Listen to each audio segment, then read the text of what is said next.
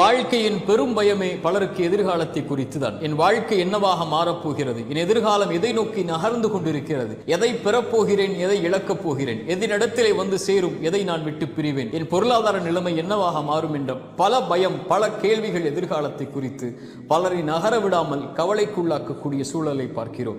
இறைத்தூதர் நம்முடைய மனதை ஆற்றக்கூடிய வார்த்தைகளை சொன்னார்கள்.